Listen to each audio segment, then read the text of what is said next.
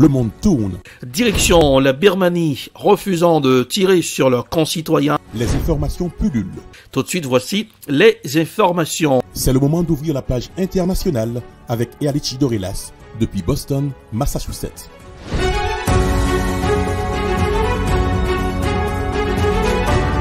Mesdames, Messieurs, bonsoir. Bienvenue dans la page internationale au grand journal du 14h. Depuis la newsroom dans la capitale des grandes universités du monde, Boston, Massachusetts, Erlich Dorelas pour la présentation.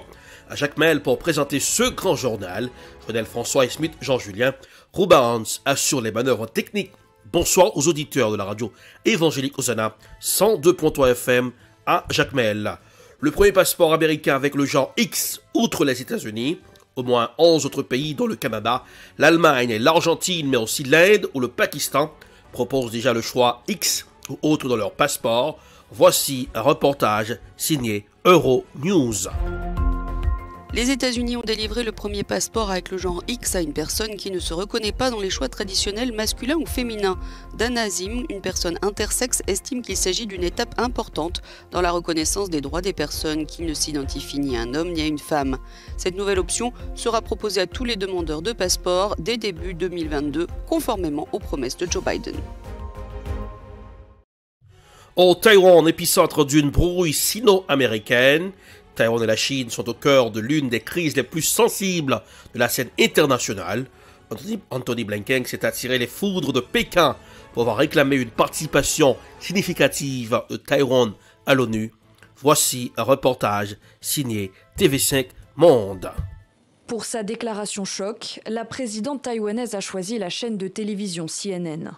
Pour la première fois, elle confirme que des troupes américaines sont stationnées sur son île. À Pékin, cette annonce déclenche la colère. Nous nous opposons fermement à toute forme d'échange officiel et de contact militaire entre les États-Unis et Taïwan. Tsai Ing-wen va encore plus loin. Elle dit faire confiance aux États-Unis pour défendre son île face à une menace chinoise qui grandit chaque jour, selon elle.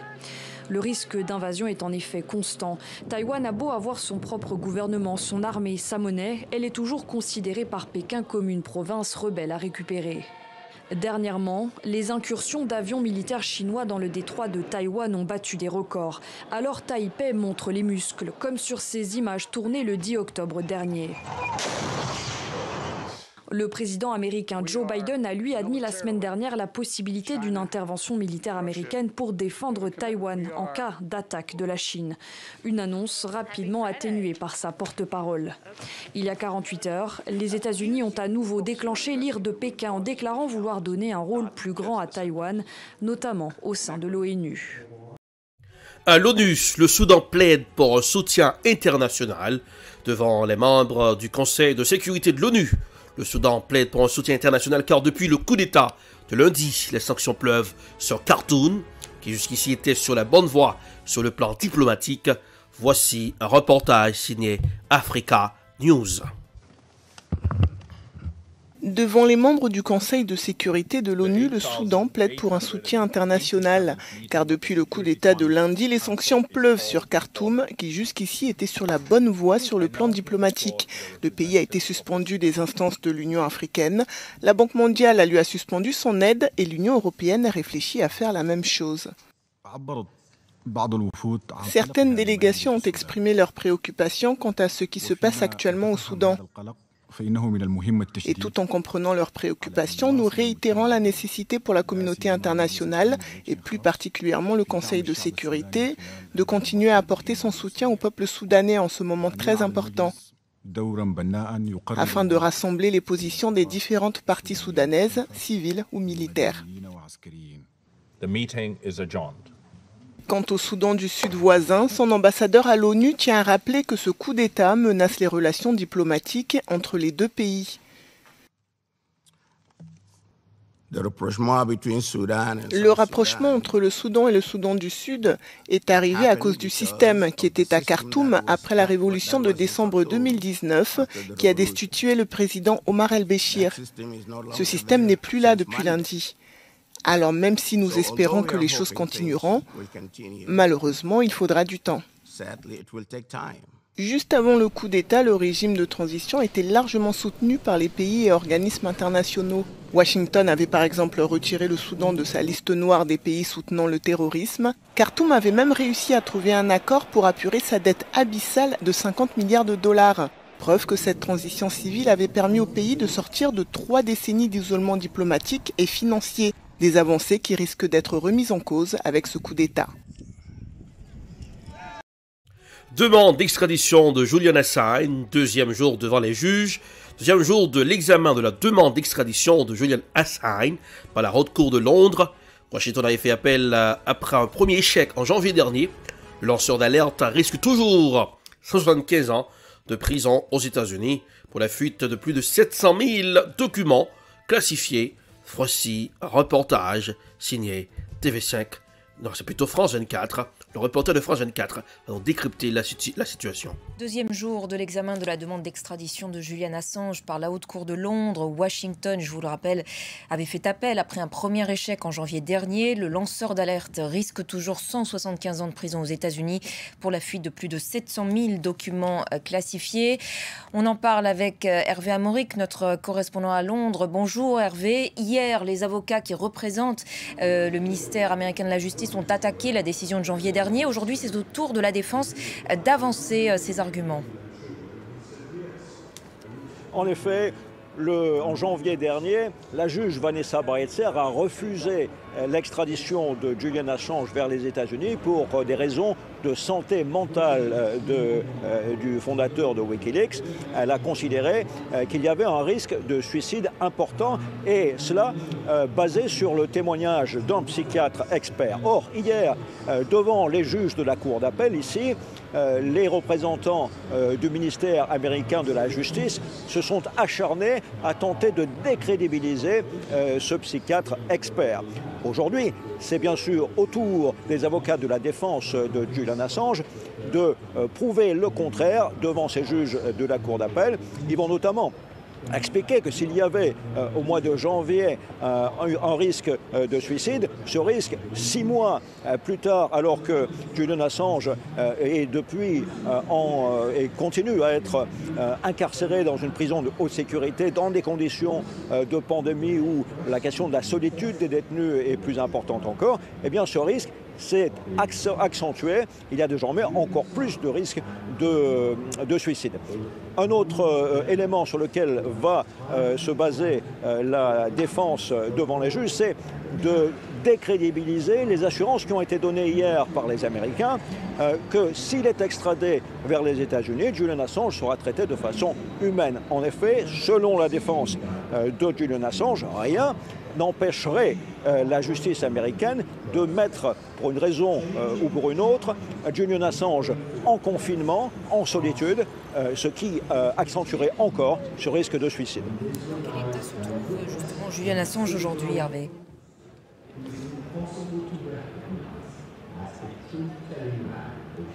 J'ai perdu le retour, mais je peux vous dire, si on est encore à l'antenne ensemble, que en effet, il y a des risques de suicide importants selon la défense.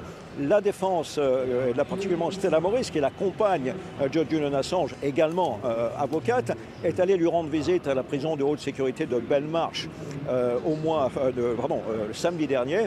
Et elle a été choquée par la détérioration de la santé, non seulement mentale, mais de la santé physique de Julian Assange, qui aurait perdu beaucoup de poids. Donc cette question va se poser certainement, la question de sa santé, après 2 ans et demi à la prison de Belmarsh, et après également 7 ans où il était confiné à l'ambassade d'Équateur ici à Londres. Merci beaucoup Hervé pour toutes vos précisions.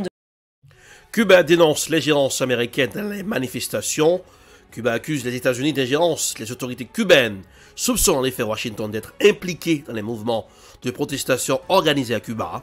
Une manifestation prévue le 15 novembre prochain à Cuba est source de tensions diplomatiques entre les deux pays.